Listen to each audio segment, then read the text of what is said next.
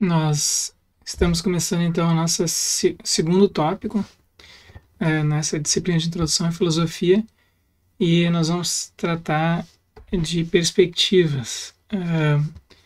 Mas nós vimos na semana passada o texto de Platão sobre o julgamento de Sócrates e eu queria falar um pouco sobre, hoje, antes da gente começar no tópico dessa semana, falar um pouco da importância de se ler os clássicos, né? E então eu queria começar com esse poema de Fernando Pessoa, que vocês todos provavelmente já conhecem, já escutaram alguma vez. Mar Português. Ó mar salgado, quanto do teu sal são lágrimas de Portugal. Por ti cruzarmos, quantas mães choraram, quantos filhos em vão rezaram, quantas noivas ficaram por casar, para que fosses nosso, ó mar. Valeu a pena? Tudo vale a pena, se a alma não é pequena. Quem quer passar além do bojador, tem que passar além da dor. Deus, ao mar, o perigo e o abismo deu, mas nele é que espelhou o céu.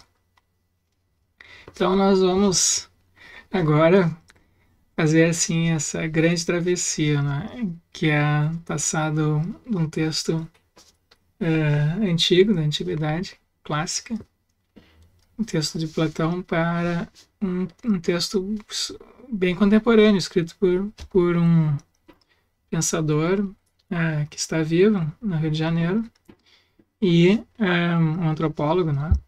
E nós vamos refletir então sobre esse problema, que é um problema contemporâneo, que é o problema, digamos assim, estou falando em termos de problema, na verdade é uma realidade, melhor dizendo, das perspectivas. Nós vivemos num mundo, numa sociedade em que as coisas se apresentam para nós sobre perspectivas diversas. Então vamos refletir um pouco sobre isso. Esse poema aqui também fala de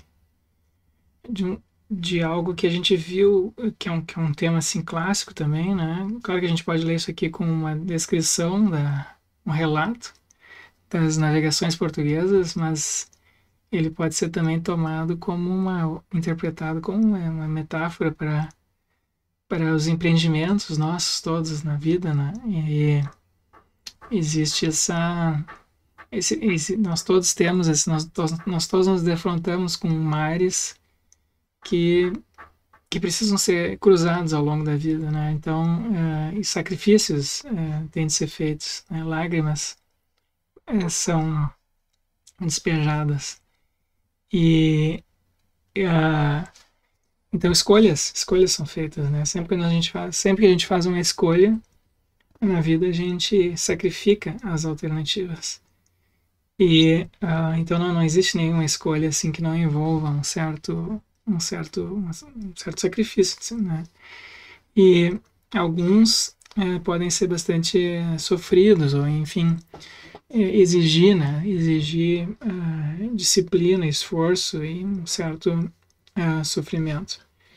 Mas, claro, isso vem assim, pode ser recompensado se essas escolhas forem bem feitas, com realizações.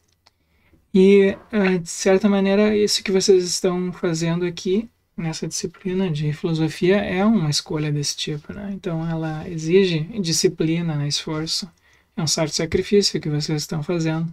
Vocês estão gastando o tempo de vocês aqui, poderiam estar fazendo outras atividades mais prazerosas. Então, vocês estão sacrificando esse prazer em benefício de algo mais importante, que vocês escolheram como mais importante, e que, segundo Sócrates, pelo menos, mas eu penso assim também, muitos pensadores, filósofos dizem isso também, eu sou apenas um professor de filosofia, eu penso como eles.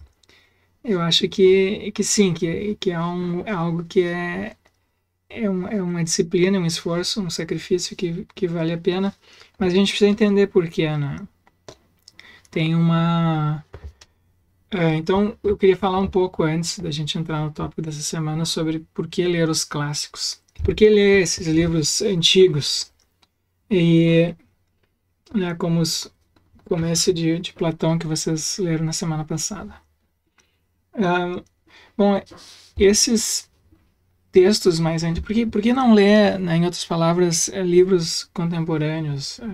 Será que os livros contemporâneos não são melhores que os antigos? Afinal de contas, né, os livros contemporâneos têm soluções contemporâneas para os problemas antigos, e essas soluções contemporâneas muitas vezes são melhores que as soluções apresentadas pelos antigos, porque elas levam em consideração os problemas antigos, as soluções antigas, e tentam melhorá-las, né? Então, há algumas disciplinas acadêmicas que fazem exatamente isso, né? Só leem textos contemporâneos.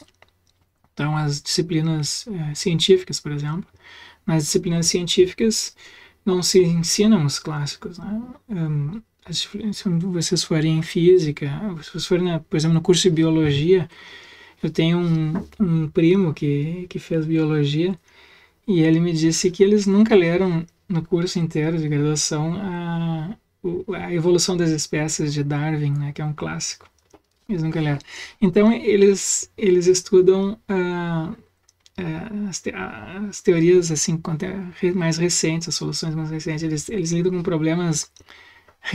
Eles usam as reformulações mais recentes da teoria darwinista, né? A teoria de Darwin. Mas na filosofia é um pouco diferente, né? Porque a gente tem modelos e padrões de pensamento que são apresentados e que são recorrentes ao longo de toda a história da filosofia. Então a gente precisa aprender a identificar esses padrões. E uma maneira de identificar padrões de pensamento, padrões conceituais, padrões argumentativos, padrões simbólicos. Uma maneira de fazer isso talvez inclusive a única maneira de se fazer isso, seja observando como esses padrões se manifestam em contextos diferentes, em culturas diferentes, em autores diferentes, em obras diferentes, em propósitos diferentes. E os livros clássicos fazem isso. Os livros clássicos são escritos por pessoas diferentes de nós, que viveram em países diferentes, culturas diferentes, que falam línguas diferentes, períodos históricos diferentes. E esses livros se tornaram clássicos porque eles foram lidos e usados por todas ou quase todas as gerações de pensadores subsequentes. Então, claro, muitos livros antigos não valem a pena ser lidos, são livros ruins, ou pelo menos são livros assim que não deixaram a sua marca na nossa cultura. Alguns livros, ao contrário, foram importantes no sentido de que todas as pessoas que refletiram sobre aqueles problemas, né, depois daquele autor ou daquela obra, usaram aquele autor ou aquela obra como referência, quer dizer, ela serviu de modelo para eles, mesmo como um modelo de algo que não se deve fazer, né? Às vezes tem casos de modelos negativos também. Então, de certa maneira, esses livros clássicos, eles são próximos e distantes de nós, né? Como eles moldaram o ambiente assim, cultural, conceitual, intelectual em que a gente vive, nós herdamos características desses clássicos, mas de outra maneira eles são diferentes de nós. Se a gente fosse refletir sobre esses mesmos problemas, a gente não diria exatamente o que eles dizem, a gente teria soluções um pouco diferentes. Porque as soluções, os problemas, as soluções, os conceitos que eles usaram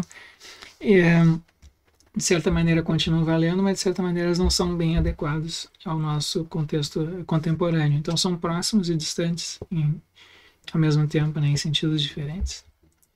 Então essa é uma razão importante assim, para a gente ler os clássicos.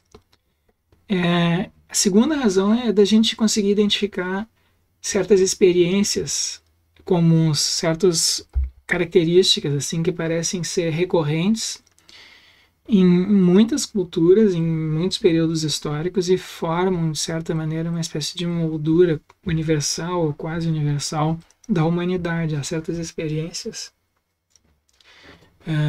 que a gente tem, né, na vida, e experiências assim de pensamento, experiências de sentimentos emocionais, experiências culturais, experiências coletivas que nós temos e sobre as quais muitas pessoas já refletiram. Então, eu mencionei alguns conceitos que formam, que nós usamos para descrever experiências desse tipo, né, na aula, na semana passada.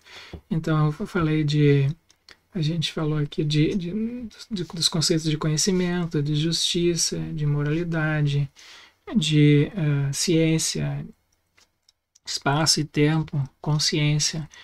Esses são conceitos que a gente usa para descrever experiências que são comuns a toda a humanidade. Só que esses conceitos eles são tão básicos assim que nós temos dificuldade de explicar eles em termos mais simples do que os próprios conceitos. Então, uma maneira de compreender o que eles significam, as possibilidades, né, ou as diferentes maneiras de entender esse conceito, é justamente lendo esses autores clássicos que pensam de maneira diferente de nós. Eles tratam de experiências comuns que nós também temos, mas eles às vezes descrevem de maneira um pouco diferente daquelas que os autores contemporâneos escrevem. Então, isso é uma maneira de aprender perspectivas diferentes. E, em parte, em filosofia, o que a gente faz é isso. A gente tenta apreender perspectivas diferentes da que a gente tem e ver possibilidades conceituais e lógicas, né? Então, a gente mapeia as possibilidades de pensamento sobre um determinado assunto e dentro dessas possibilidades a gente tem, então, soluções diferentes para os problemas que podem se apresentar. Então, eles nos oferecem, esses livros clássicos, perspectivas incomuns, no sentido que elas não são mais comuns contemporaneamente, né? Embora eles tratem de experiências, ou às vezes usem também conceitos que são comuns para nós ainda hoje. Então, em geral, o tempo que a gente gasta, investe, tem que investir, claro, a gente tem que investir um tempo para entender, né? Passar por cima assim, das barreiras que se apresentam na leitura dos clássicos, porque às vezes a linguagem é diferente, às vezes os conceitos a gente não entende direito exatamente o que eles querem dizer, ou por que eles estão dizendo o que estão dizendo. Então a gente precisa investir um certo tempo naquilo ali, né? Mas esse tempo investido é muito bem recompensado, porque ele nos dá, primeiro, um treinamento do reconhecimento de padrões, né? Padrões argumentativos, conceituais, simbólicos. Em segundo lugar, ele nos apresenta, então, esses padrões em contextos diferentes daquele que nós estamos vivendo contemporaneamente. E em terceiro lugar, porque esses textos clássicos foram escritos por pessoas muito inteligentes, muito assim preparadas, e eles conseguiram elaborar argumentos, análises, textos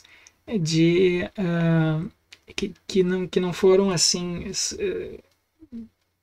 que tem poucos paralelos, né, em termos assim de qualidade, qualitativos, em termos qualitativos na cultura posterior. Então, lendo eles, a gente está se preparando, né, intelectualmente, se fortalecendo assim intelectualmente. É uma maneira da gente treinar a razão e a percepção, a sensibilidade. Né, então a gente afia a nossa capacidade de argumentação, as nossas capacidades linguísticas, a nossa capacidade de percepção e a nossa sensibilidade justamente interagindo, pelo menos tendo a experiência, né, do contato com pessoas que são excelentes nas artes argumentativas, no refinamento conceitual, na sua sensibilidade, na sua perspicácia. Então, a gente não afia a razão e a sensibilidade lendo textos de má qualidade, né? Ou vendo, assistindo obras assim de má qualidade. A gente faz isso interagindo e com textos de autores de capacidades assim superiores às nossas, mesmo que a gente quebre a cara inicialmente, né? Então, esse é um treinamento pelo qual todos nós assim temos de passar. O filósofo e o professor de filosofia tem que ser afiados, né? E tem que ser fortes, assim, conceitualmente e logicamente. E poucos instrumentos vão ser tão úteis para vocês no desempenho da filosofia e do ensino da filosofia quanto as capacidades linguísticas, lógicas e conceituais, mas também a sensibilidade, a capacidade de percepção, a perspicácia, né? Então, a gente precisa afiar esses instrumentos que nós temos, e talvez a melhor maneira de fazer isso seja justamente lendo esses livros que se destacaram no nosso passado justamente por terem essas qualidades. Então, essas são razões para a gente ler os clássicos hoje, investir o nosso tempo nisso, né? E, além disso, eu acho que a gente está passando por um período assim, muito intenso de transformações radicais. Vocês estão vendo, ó, o mundo à nossa volta está mudando radicalmente e de maneira muito rápida. Nunca houve mudanças culturais tão intensas e rápidas quanto essas que nós estamos assistindo agora acontecer. Então, em 10, 15 anos as coisas mudam bastante, né, culturalmente e tecnologicamente, socialmente, né, a maneira das pessoas viverem, as maneiras das pessoas interagirem, as estruturas familiares, os valores, tudo isso, a maneira da sociedade se organizar, o Estado, a política, tudo isso está mudando muito rapidamente. E então a gente tem muita insegurança assim, com relação ao futuro, a gente não sabe bem como será o futuro, né? Então isso é algo diferente do que sempre aconteceu na nossa civilização, desde a antiguidade, em que havia certa previsibilidade, né?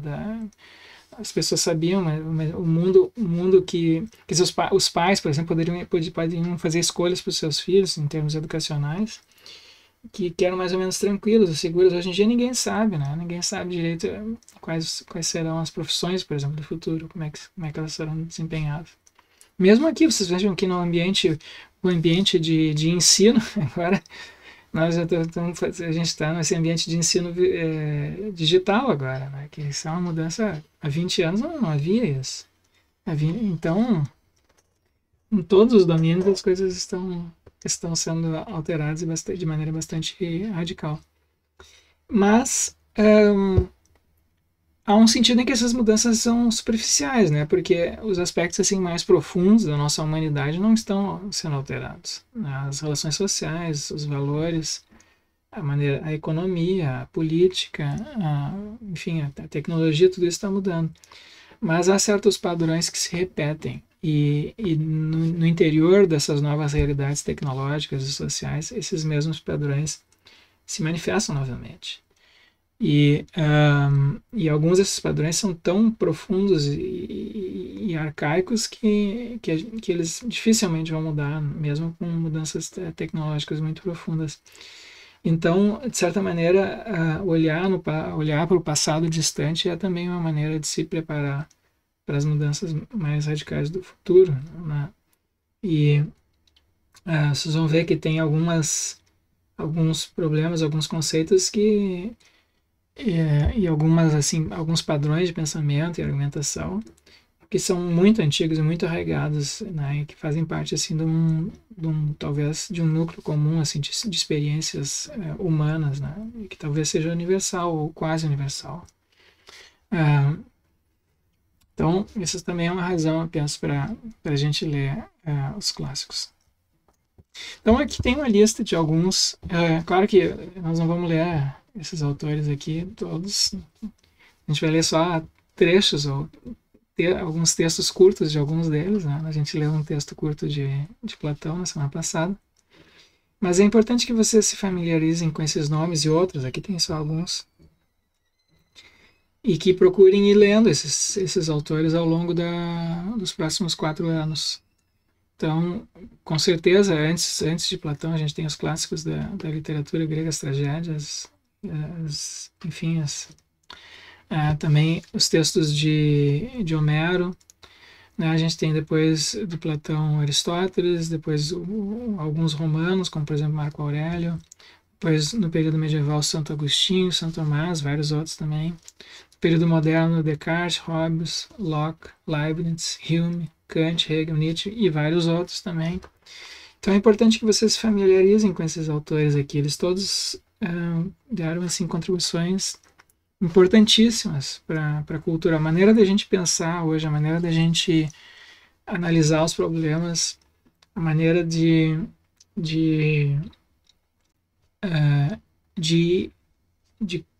a relevância que a gente dá para alguns assuntos e não outros, a maneira da gente enfocar os problemas, tudo isso se deve a contribuições de autores como esses aqui. Além disso, isso tudo aconteceu num ambiente cultural, né? Então é importante que vocês se familiarizem também com algumas obras assim, da literatura, da poesia, da música, da pintura, das artes em geral, né? Eu falei de Homero antes, então a Ilíada e a Odisseia nessa categoria. A gente tem as contribuições, assim, as obras importantes que estão na Bíblia, em particular, eu diria a Gênese e os Evangelhos. A Divina Comédia de Dante, Romeu e Julieta de Shakespeare, Crime e Castigo, enfim, muitas obras assim clássicos da literatura que embora assim não sejam diretamente usadas na filosofia, às vezes são, mas em geral não são. Elas fornecem assim um ambiente, elas apresentam, né, realidades distintas e refletem sobre problemas também que são muito básicos e universais, ou quase universais. E então elas nos ajudam, né, a refletir sobre essas questões mais profundas da filosofia, né? Quais são, o que é o mundo, qual é, sim, não o mundo de perspectivas particulares ou restritas, como o mundo da perspectiva física, o mundo da perspectiva biológica, o mundo da perspectiva química, o mundo da perspectiva histórica, antropológica, enfim. A gente tem disciplinas particulares que refletem sobre aspectos particulares do mundo, mas a gente pode pensar sobre os aspectos mais gerais, né, do mundo, do universo, né, de que o mundo é feito, quais são as estruturas mais básicas. E dessa parte do mundo que somos nós. Então, quem somos nós, né? Quais são as características humanas mais básicas? Essas são reflexões assim tipicamente filosóficas. Elas evidentemente interagem e são influenciadas pelas reflexões assim científicas, mas também se distinguem pela sua generalidade, seu caráter mais geral, né? Em segundo lugar, há um tipo de reflexão que é sobre que tipo de vida devemos levar, né? Essa é a questão assim central da ética. Então, o que eu devo fazer para ser feliz no sentido ético, moral? Né? Que tipo de vida me leva a isso? Né? Então, a gente viu já indicadores da resposta de Sócrates para isso, né? Que a vida que vale a pena é a vida examinada ou inspecionada, né? Em que a gente se torna consciente. Nós nos tornamos conscientes de quem somos e das opções que nós temos e refletimos sobre o que é mais virtuoso e mais justo. Isso é o que pode nos trazer a felicidade moral, e é assim que a gente deve viver a vida. Então, a gente não deve viver a vida de acordo com a mera satisfação dos prazeres, nem o acúmulo desenfreado de riquezas ou cuidados exclusivos com o corpo. E isso traz, a rigor, Sócrates diz, isso traz infelicidade, inconsciência, vícios, né? Isso nos deixa assim presos. E então ele apresenta as diversas razões assim para a gente buscar uma vida de acordo com a virtude. enfim, vários filósofos, todos aqueles filósofos que eu mencionei no slide anterior e também vários outros, né, têm respostas para essas questões. E essas respostas não são assim respostas aleatórias ou arbitrárias, são respostas clássicas que eles deram, no sentido de que eles forneceram análises e respostas exemplares que serviram de modelo para as gerações posteriores. Em terceiro lugar, há um conjunto de questões ligadas ao que nós podemos esperar do mundo, né? Em termos assim de fé ou de expectativas assim espirituais, né? Então há um conjunto de reflexões que são igualmente importantes sobre isso, né? Será que existe vida depois da morte? Será que nós podemos ter fé em Deus? Será que existe Deus? Será que será que o mundo se resume aos objetos materiais, né? Descritos pela física, por exemplo? E, portanto, nós não podemos esperar nada para além disso? Nós temos como saber o que nós podemos esperar ou não temos como saber? Qual é que é a diferença entre ter fé e ter conhecimento? Enfim, a fé é um tipo pode estar baseada no raciocínio, ela é irracional. Enfim, todas essas questões assim são questões também muito muito difíceis, né? E sobre as quais filósofos do passado apresentaram, né, diversas respostas. Então, sobre isso também a gente vai refletir aqui um pouco ao longo do semestre. Aqui tem um exemplo mais restrito. Será que o mundo é feito de coisas particulares ou o mundo não é feito de coisas particulares, né? Será que as coisas particulares elas são como que engrenagens ou partes de um todo? Então a gente precisa compreender o todo primeiro e depois as partes. Será que não há partes particulares, coisas particulares que nem numa concepção, digamos assim, atomística do mundo? Todas as coisas, então aqui a gente pode entender essa caneta aqui como sendo feita de átomos e os átomos como feito de partículas subatômicas e assim por diante. Então, no fundo, todas as coisas físicas podem ser entendidas como sendo constituídas de coisas particulares, de partículas. Mas tem gente que pensa que não, tem gente que pensa que o mundo não é feito de coisas particulares, né? Que as coisas particulares elas só podem ser entendidas como partes de um todo. Então, primeiro existe o todo, depois as coisas particulares são derivadas do todo, não ao contrário. Isso aqui não é um aglomerado de coisas particulares. E assim, mas enfim, eu estou assim só apresentando conceitualmente. A gente teria que ver caso a caso como isso se apresentou na filosofia, né? Só que estou querendo introduzir aqui perspectivas diferentes. Perspectivas diferentes a partir das quais nós podemos entender como é feita, como é o mundo, né? Em última análise.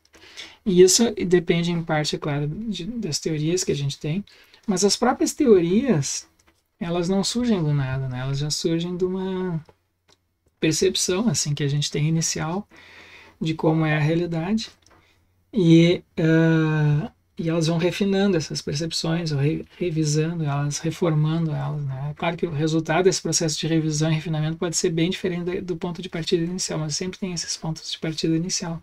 Todas as teorias têm os seus pontos de partida e os seus pressupostos. Nenhuma teoria responde todas as perguntas.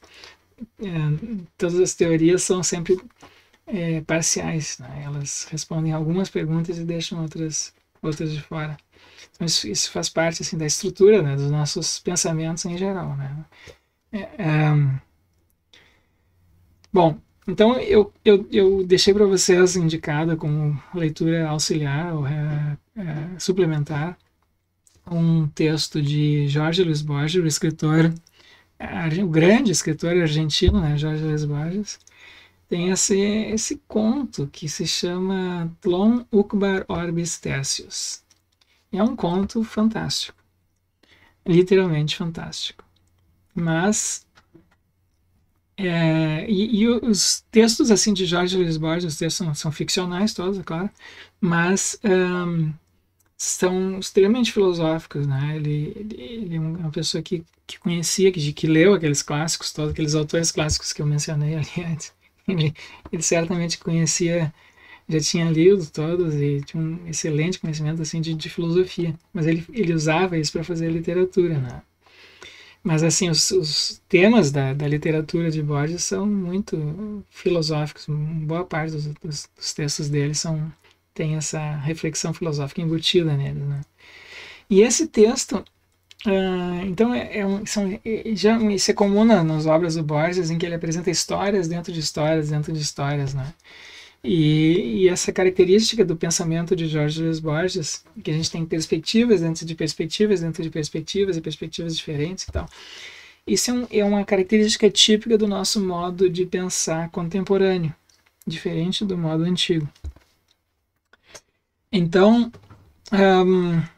nesse conto que eu passei para vocês, ele diz que ele estava com um amigo, e aí ele encontrava com esse amigo num bar, numa cafeteria, num bar, e eles um dia encontraram o 13º volume de uma enciclopédia. Só o 13º, não sabiam os outros. E essa é uma enciclopédia de um outro planeta, que descrevia um outro planeta. E eles ficaram pensando se aquilo podia ser, se aquilo era ficção, era real, né?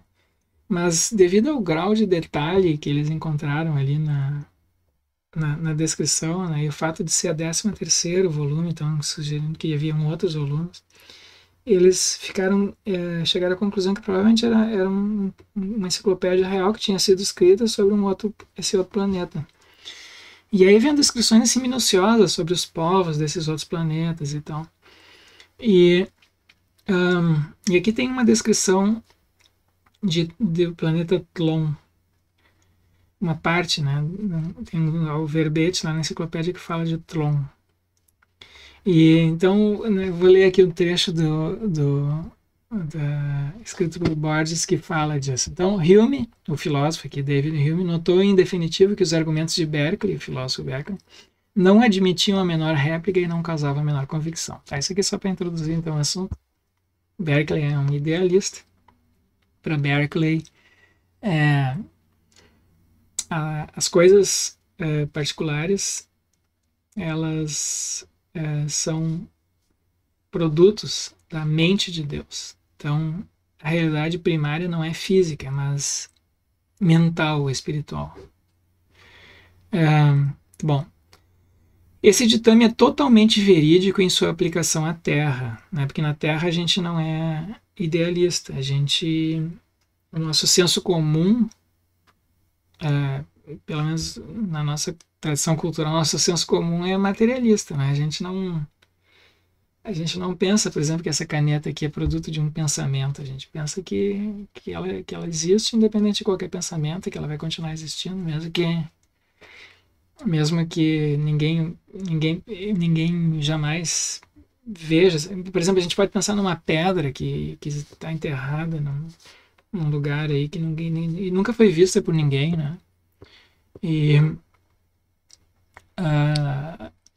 Então a existência dessa pedra é completamente, a gente diria, os físicos diriam isso, os geólogos diriam isso, né? Ela é determinada exclusivamente por fatores físicos e geológicos e não por nenhuma ideia. Bom, então o nosso senso comum na Terra, entre nós, é materialista, de certa maneira, né? Bom, então esse ditame, o idealista, é totalmente verídico em sua aplicação à Terra, mas falso em Tlon.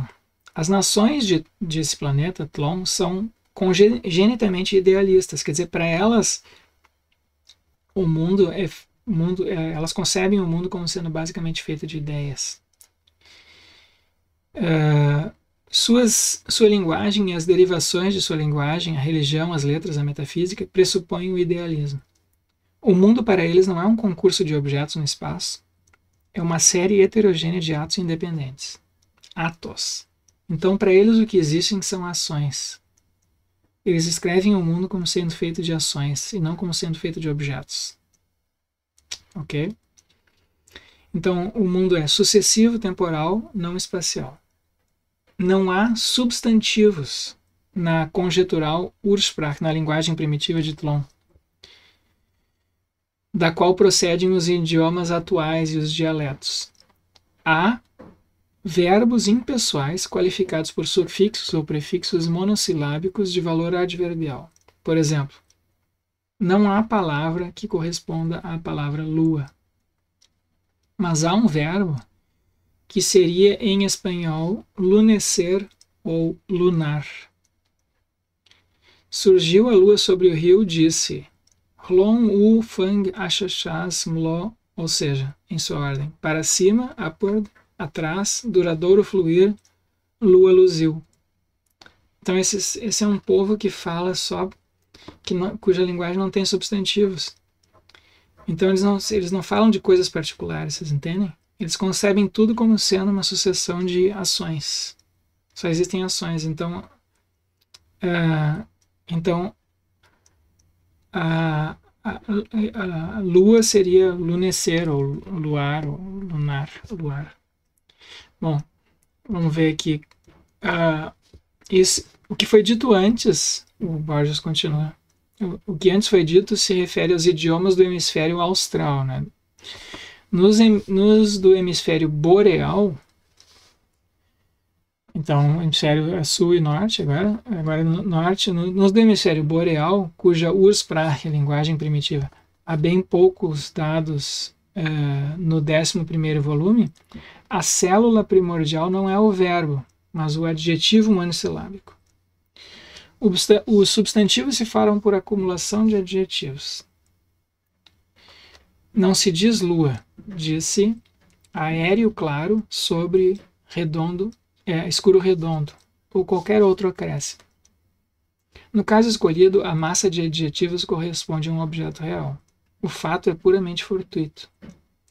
Na literatura desse hemisfério, como no mundo subsistente de Meinong, que também esse é um filósofo do século XIX, são muitos os objetos ideais, convocados e dissolvidos num momento, conforme as necessidades poéticas.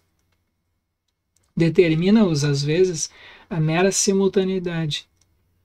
Há objetos compostos de dois termos, um de caráter visual e outro auditivo, a cor do nascente e o remoto grito de um pássaro. Há alguns de múltiplos, o sol e a água contra o peito do nadador. Isso é um objeto só, vocês estão entendendo? O sol e a água contra o peito, isso é um objeto. O vago rosa trêmulo que se vê com os olhos fechados, a sensação de quem se deixa levar por um rio e também pelo sonho, tudo isso é um objeto só. Esses objetos de segundo grau podem combinar-se com outros.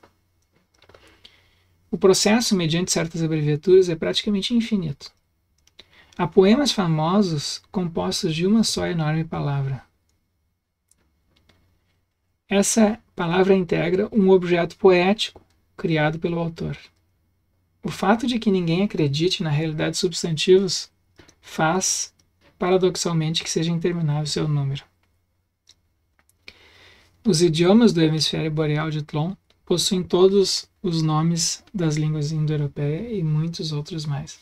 E assim vai. Então, aqui a gente tem o Borges imaginando, né, como seria um mundo em que as pessoas não tivessem essa crença básica de que o universo é feito de coisas particulares, que é o que a gente, o nosso senso comum diz, e a física diz, enfim, a parte da física pelo menos dizem isso. E isso parece ser pressuposto por boa parte das nossas disciplinas científicas. Mas como é que seria um mundo em que as pessoas fossem idealistas, né? Em que elas acreditassem na realidade primária de ações e não de objetos? Então o objeto é um derivativo das ações. Nós entendemos as ações como sendo propriedades de objetos, né? Então eu, por exemplo, com o meu corpo, realizo ações aqui no mundo por meio da movimentação do meu corpo. Então, primeiro tem o corpo. Eu não teria como agir no mundo se não tivesse um corpo, né? Então, para eles, nesse povo aqui é o contrário. Primeiro a gente tem as ações e os objetos são derivados das ações.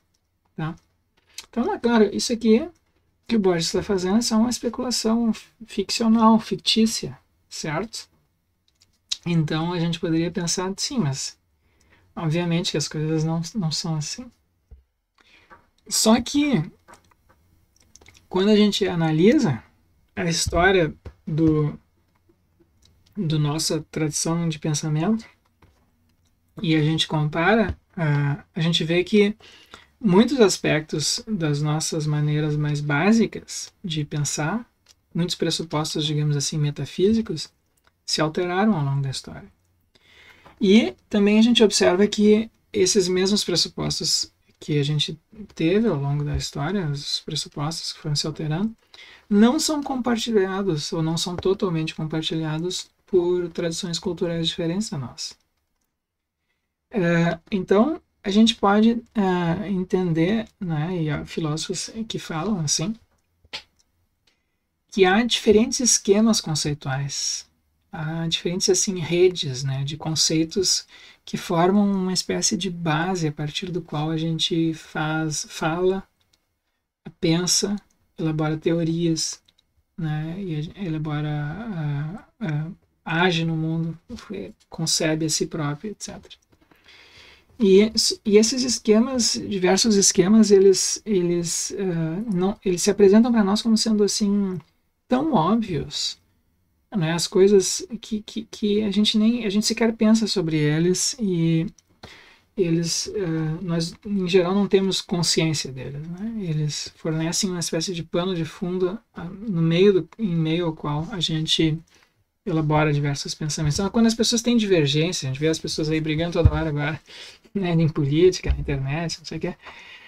Essas divergências, na verdade, tem um conjunto muito grande ali de pressupostos que são compartilhados por essas pessoas que estão brigando. Então, elas têm, para que duas pessoas possam efetivamente, né, às vezes se diz assim, para que duas pessoas possam divergir, elas têm que concordar pelo menos com relação ao objeto da divergência, sobre o que elas estão divergindo. Porque se elas não têm concordância, se elas estão falando de coisas diferentes, então não é propriamente divergência, né?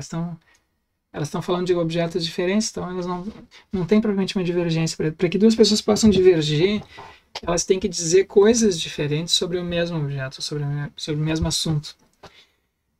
Então, sempre que há uma divergência, há um conjunto também grande de pressupostos compartilhados. E, em geral, esses pressupostos compartilhados, como a atenção fica focada nesses objetos de divergência, os conceitos, objetos, métodos, pressupostos, são em geral invisíveis, né? Eles não são, nós não temos assim consciência disso. Bom, uma parte da filosofia consiste em trazê-los à consciência, né? E em os trazendo à consciência, decidir o que fazer com eles, assumir responsabilidade por eles. Quer dizer, assim que nós pensamos, nós temos essa rede conceitual, nós vamos mantê-la, vamos alterá-la. Então, existe um processo de reflexão filosófica que é um processo de amadurecimento e responsabilização, né? Dizendo assim, nós somos reconhecer quem nós somos e assumir, né, os próximos passos. Então, não ter uma atitude, digamos assim, de fatalista, de vítima, né? De assim, não tem como ser de outra maneira, é assim que as coisas são. Em geral, a atitude filosófica é como uma atitude, digamos assim, socrática, né? Ele fez a reflexão dele e assumiu as consequências, né? Mesmo que isso implicasse a sua própria morte. Então, em filosofia, existe uma espécie de convocação, que a gente pode entender assim, feita lá no início por Sócrates, que é, digamos, vamos refletir sobre quem nós somos, que tipo de vida a gente quer levar, que tipo de pensamentos nós temos e podemos ter, e vamos ver se a gente quer continuar agindo e pensando dessa maneira ou quer mudar. Então, e vamos assumir responsabilidade por isso, né? Não vamos ficar dizendo, isso aqui não é responsabilidade minha. Não. Os pensamentos que nós temos, bem como as nossas ações, o nosso modo de pensar, a clareza, a falta de clareza, a consciência, a falta de consciência, isso é em parte responsabilidade nossa.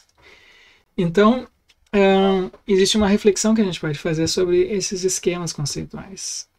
Então, culturas diferentes, ou períodos históricos diferentes, ou subculturas diferentes, disciplinas científicas diferentes, apresentam perspectivas, usam esquemas conceituais distintos uns dos outros e apresentam dessa maneira perspectivas diferentes. Claro que eu estou usando essas palavras de maneira bastante frouxa por enquanto, depois nós vamos tentar refinar isso um pouco mais, tá?